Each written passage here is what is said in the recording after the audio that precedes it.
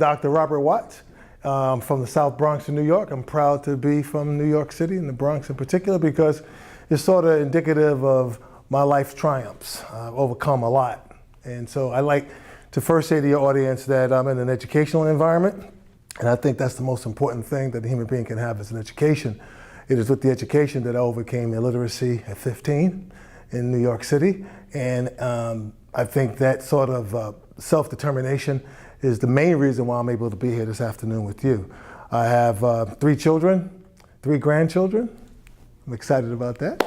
And I'm a cancer survivor of 28 years. So excited to be here and to meet you and to be at your school today. A lot of times people think that it's a glorious experience, but it's a very traumatic experience, especially for football. Today I'm 63 years old, and so this message is for young athletes or football players in particular.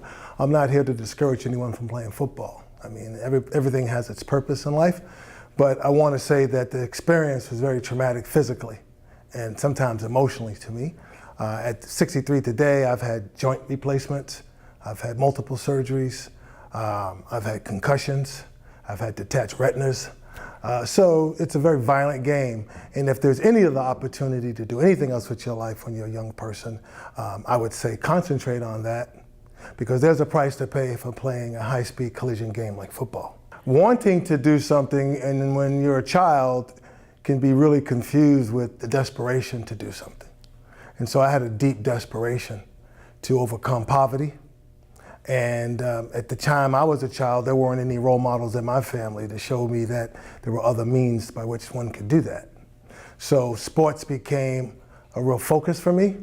In football, while I was good at other sports, it became, because where I went to high school, it became the thing that I grew most confident about doing as a professional athlete. And so I was encouraged that I could become one because I showed talent really early in life. And so I pursued it for that purpose. But really, my impetus for being a professional football player was about getting my mother and my siblings out of poverty. I wished I would have had someone in my life at that time. I didn't have a father growing up, so I wish I would have had someone in my life at that time to help me to have a little better self-esteem, to give me a sense of stronger self-efficacy, that I had the capacity to do more than just be one-dimensional as a football player. I was fortunate to go away to a boarding school in 9th grade in Vermont. And it was at that place, that I got encouraged to play football, but also got encouraged to become more scholarly. And so as a result, I didn't lose myself to football. I was able to balance myself and graduate from the boarding school, able to get into schools like Cornell, Boston College, so forth and so on. So I understood the value of education, but even though I was pursuing the education, I was still poor, right? And so I knew when I graduated, I wasn't gonna be able to find a job that was going to be able to, make it expedient for me to become rich or have enough money to take care of my family, pay my brother's way through college, things like that. So football became the easiest way to do that. And so your question, would I encourage other kids to do it? I think it's circumstantial.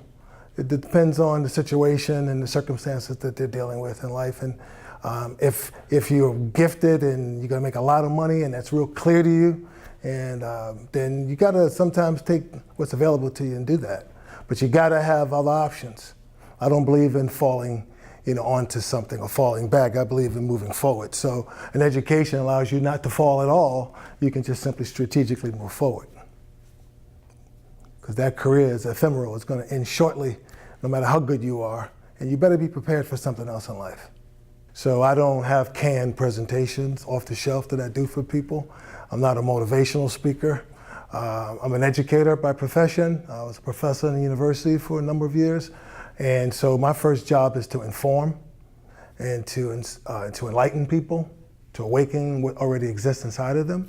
So if anything, when I'm finished speaking, I hope people are better informed after I speak, regardless of what the topic might be. But that topic is awfully chosen by that audience.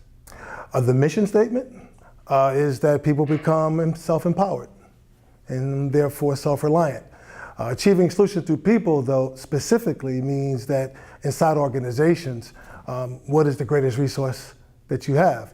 You have the technology that's available to you, but when you really are at your best, you realize people aren't a resource. They use the resources. And so that awareness really is the empowerment in organizations, because it speaks to the interdependence that people find with each other and the enlightenment that comes from knowing that you cannot be successful without the help of some other human being, regardless of what their title is in your organization. So you cannot create real, authentic, and reliable solutions until you understand who's working with you to do that and value that person. It's the greatest lessons I've learned. So be humble at all times. Appreciate what you have. It's not easy, especially when you come from poverty. You're never comfortable.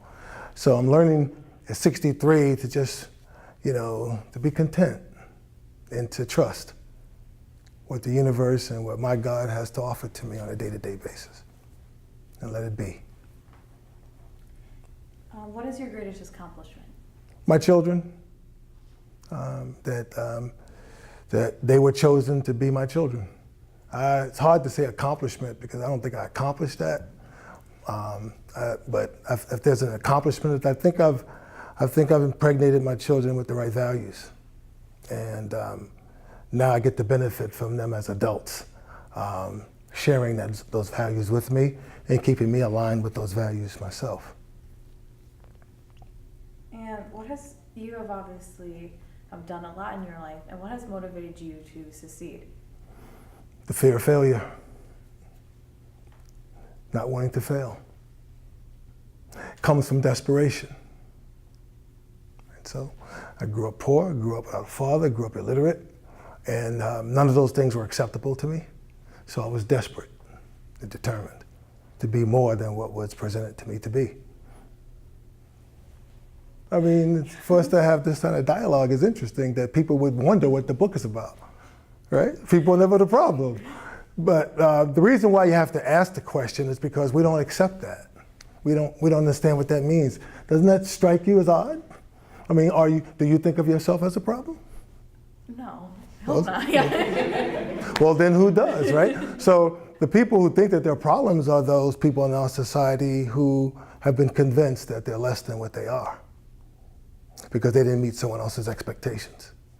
And so the book really focuses on empowering us to understand that we are really misusing language on ourselves and others when we describe people as problems, because they're two different nouns, right? So one noun cannot be another noun no matter what you do. You can't change that. The universe doesn't work that way. Everything has its own existence and interacts with its environment in its own way. And so you cannot reverse that process. You cannot reverse those core principles of the universe. And so when we look at language as human beings, we're the symbol-using creature. And so we think that we can use that invention to change reality, and we can't. It still is what it is, right? So people are not problems, people have problems. And so the bigger question is, where do problems come from? Not whether people are problems or not, right? But where do the human problems come from? Well, oftentimes it comes from not being able to work with efficiency in juxtaposition with other nouns. So if you got a human being that's in the water and it can't swim, then you got a problem, right? And so what's the problem? The verbs that are missing. You can't swim, right? So once you teach the noun how to use the verbs, then that now doesn't have that problem anymore, right? Okay, so when people injure us in certain ways that are so egregious or cause some kind of moral disruption in us, then we feel that we need retribution. And as a fragile, limited creature, we want revenge because we can't resolve that with ourselves any other way. We have to do something to inflict some kind of injury on you because we feel that pain that you've caused us or the disappointment that you've caused us. But all we do is set ourselves up for repeating the problem over and over again because we haven't learned anything when we eliminated the person, right? We can only learn about the problem when we study the human being who has the problem.